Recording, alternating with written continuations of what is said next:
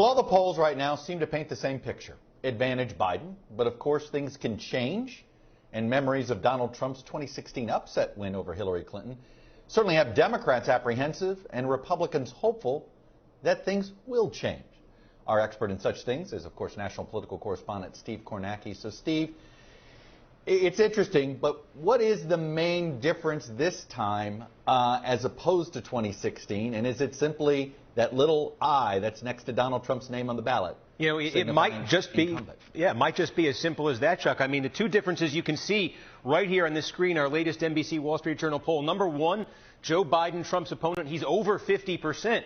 You know, Hillary Clinton led in the polling in 2016, but how many times did you see her over that 50% mark against Donald Trump? Remember, there were some third-party candidates in 2016 gobbling up a pretty big chunk of the vote back then. You're not really seeing that right now, and Biden's over 50%. And also the margin here, both in our poll, an 11-point lead for Joe Biden, and really all of the other major national polls that are out there right now showing sizable Biden leads. You know, in 2016, we say Hillary Clinton led pretty much the whole race. Her leads were basically about 3 to 8 points. It was usually somewhere in that range. We're sitting in high single digits, low double digits right now in poll after poll. So there are some differences there. There's also, if you take it from the national level to the battleground state level, here's 6 key battleground states. Donald Trump in 2016 went 6 for 6 in these states. He won every single one of them, including a couple here, 3 states that hadn't gone Republican in 30 years. He won Michigan, Pennsylvania, Wisconsin. Take a look right now at the polling we're seeing in those states right now.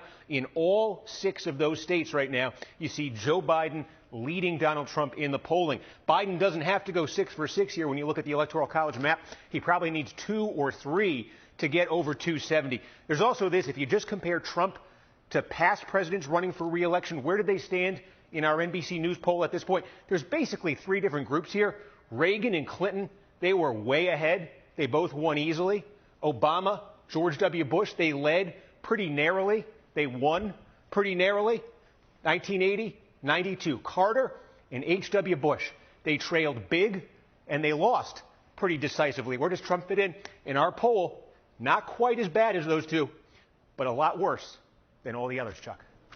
You know, Steve, it was interesting that you did all those states. There's 2 states that we're all talking about a lot more today than we were even a year ago. That's not even on that list. Georgia and Texas. So it just shows you that that's another aspect of this race right now. This map seems to be expanding. Hey, Steve, stick around. We're going to be checking back in with you later in the hour on some Senate race looks there. But let's go to the panel right now. As I said, I got White House correspondent Kristen Welker, CNBC's Kayla Tausche, the Washington correspondent for our friends at CNBC, and Telemundo senior Washington correspondent Christina. Hey, NBC News viewers, thanks for checking out our YouTube channel. Subscribe by clicking on that button down here and click on any of the videos over here to watch the latest interviews, show highlights, and digital exclusives. Thanks for watching.